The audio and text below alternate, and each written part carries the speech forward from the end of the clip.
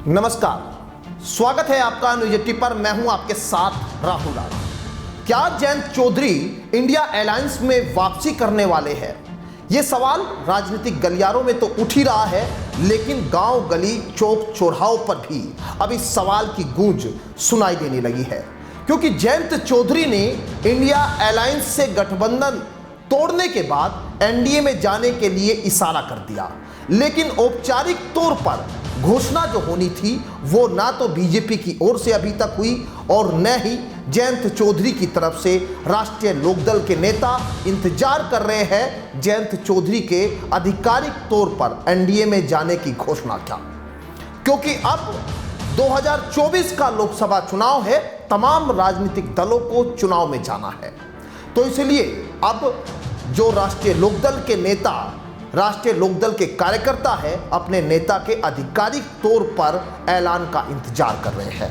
लेकिन आज एक सवाल हमारे मन में है, उस सवाल का जवाब यहां तलाशने की कोशिश करेंगे, क्योंकि चौधरी अजीत सिंह की मूर्ति का अनावरण होना था और वो मूर्ति अनावरण का कार्यक्रम भी आज इंतजार कर रहा है उसी को लेकर कि जब एनडीए में आधिकारिक तौर पर जयंत चौधरी घोषणा कर देंगे तो उसी के बाद जो है बागपत के छपरौली में जो मूर्ति का अनावरण होना है वो अनावरण हो सकेगा, क्योंकि ये अनावरण रोक दिया गया था कुछ समय के लिए।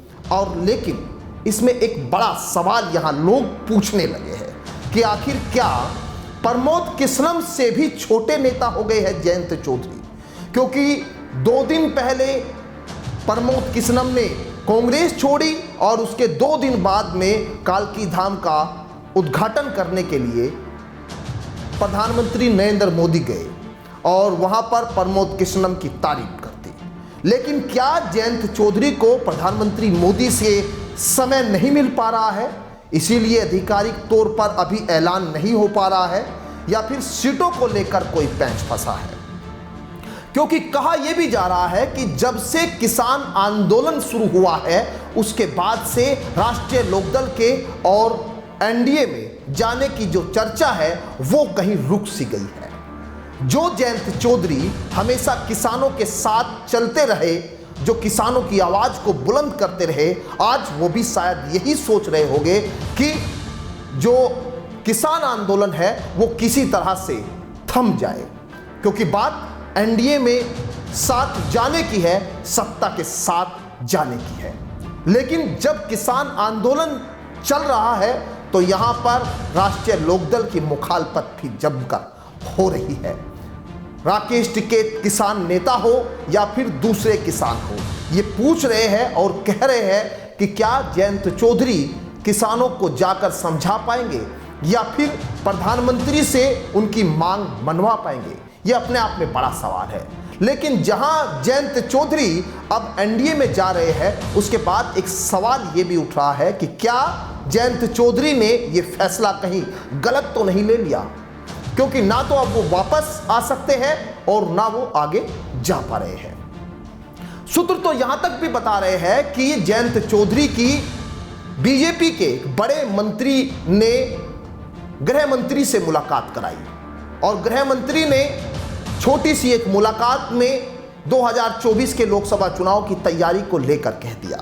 लेकिन वो दिन आपको याद होगा जब जयंत चौधरी ने एक ट्वीट किया और कहा कि मोदी जी ने आज दिल जीत लिया। चौधरी चरण सिंह को भारत रत्न की मांग उनकी पूरी हो गई और चौधरी चरण सिंह को भारत रत्न देने के साथ ही एनडीए में जाने की भी अनौपचारिक तरह से घोषणा कर दी। लेकिन एक सवाल अपने आप में है, क्योंकि बीजेपी के साथ इन दिनों कई दल जाते हुए दिखाई दिए। ओपी राजभर अब तक मंत्रिमंडल विस्तार का इंतजार कर रहे हैं। नीतीश कुमार अभी हाल ही में उनके साथ गए हैं। बीएसपी से भी कुछ नेताओं के भाजपा में जाने की लगातार चर्चाएं हैं। लेकिन सवाल यही कि क्या जयंत चौधरी प्रमोद किस्नम से भी छोटे नेता? ये बार बार मैं इसलिए कह रहा हूं क्योंकि प्रमोद किस्नम को तो प्रधानमंत्री का समय भी मिल गया, प्रधानमंत्री ने कालकी धाम का उद्घाटन भी कर दिया, लेकिन यहां चौधरी अजीत सिंह की मूर्ति आज भी अनावरण के लिए इंतजार क्यों कर रही है? क्योंकि किसानों के इस आंदोलन में, जो किसानों की लड़ाई को हमेशा वो लड़ते थे, वो लड़ाई कहीं अब रुक क्यों गई है? क्या जयंत चौधरी, जो लगातार किसानों की आवाज को बुलंद तरीके से उठाते थे, जो इंडिया गठबंधन में एक मजबूत स्थिति में थे, क्या अब उनको लगने लगा है कि अब ना तो वो वापसी जा पा रहे हैं, ना आगे पार्टी के साथ अपनी जो रणनीति है वो तय कर पा रहे हैं? चर्चा यहां तक होने लगी कि जो मंत्री बनाए जाएंगे, 2 मंत्री यूपी में राष्ट्रीय लोकदल के बनाए जा सकते हैं, और उसमें एक कैबिनेट मंत्री, एक राज्य मंत्री, 2 से 3 सीटें मिल सकती है। लेकिन जो विचारधारा है उसका क्या हुआ? एक सवाल जब जनता के बीच हम जाते हैं तो ये भी उठता है, क्योंकि मुजफ्फरनगर, शामली, बागपत ये वो इलाका है जहां पर राष्ट्रीय लोकदल अपनी मजबूत स्थिति में है। और मुजफ्फरनगर के जीआईसी ग्राउंड में खुद जयंत चौधरी ने लोटा नमक डालकर बीजेपी को ना वोट देने की कसम खाई थी। अब लोग जब चुनाव का वक्त है तो ये पूछते हैं, जाट वोटर राष्ट्रीय लोकदल का मेन वोटर माना जाता है, लेकिन चर्चा कुछ और भी है कि इस बार जयंत चौधरी के इस कदम से वो जो वोटर है वो भी कहीं बहक जाएगा। अगर जयंत चौधरी वापस इंडिया अलायंस में आते हैं तो उनका जो वोट बैंक है वो घट जाएगा।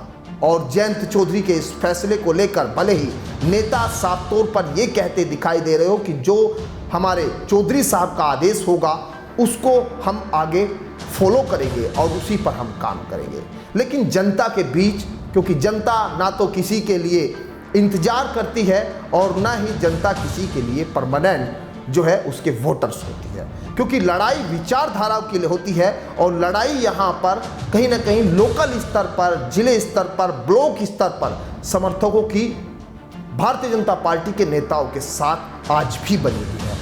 क्योंकि हम ग्राउंड पर जब जाते हैं तो लोगों के बीच ये सवाल दिखाई पड़ते हैं कि क्या बीजेपी में जयंत चौधरी की दाल गल भी जाएगी या नहीं, क्योंकि ये तो साफ तौर पर लोगों के बीच से निकल कर आता है कि बहुत ज़्यादा लंबे समय भारतीय जनता पार्टी के साथ जयंत चौधरी नहीं टिक पाएंगे अगर वो जाते भी हैं। लेकिन पश्चिम उत्तर प्रदेश के ऐसे कई नेता भी हैं जिनको जयंत चौधरी के एनडीए में जाने के बाद खतरा अपनी सीटों को लेकर, अपने चुनाव लड़ने को लेकर दिखाई देता है। लेकिन एक बड़ा सवाल है, जिस सवाल का इंतजार आज राष्ट्रीय लोकदल के नेताओं को भी है और आम आदमी को भी है, क्योंकि क्या जयंत चौधरी बीजेपी के साथ जाएंगे भी, या फिर, क्योंकि अभी तक एक तरफा जयंत चौधरी की ओर से ही घोषणा हुई है, अभी तक भाजपा के किसी भी नेता ने इस बात का ऐलान नहीं किया है कि जयंत चौधरी उनके साथ आ रहे हैं कि नहीं आ रहे हैं।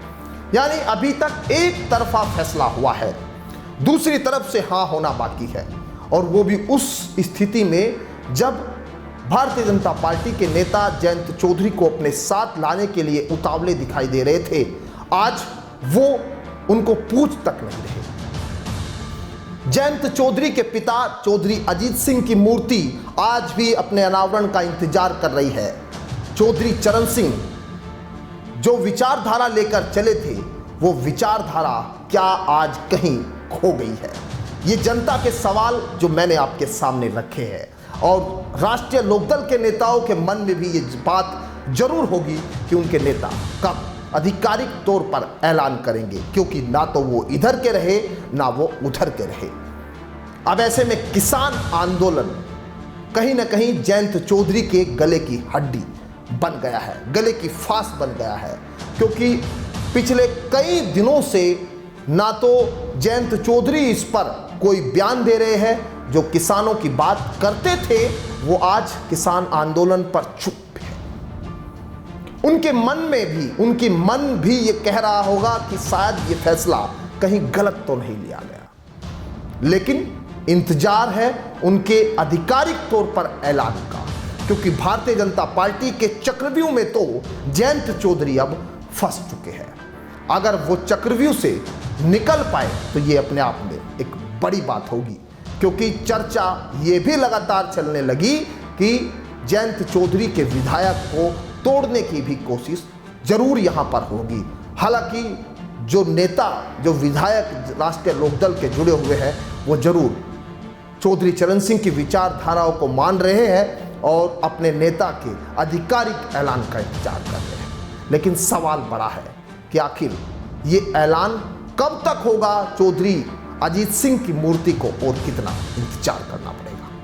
अगर आपके पास इस बात का जवाब है तो आप जरूर कमेंट बॉक्स में बताइए। फिलहाल मुझे दीजिए इजाजत। नमस्कार।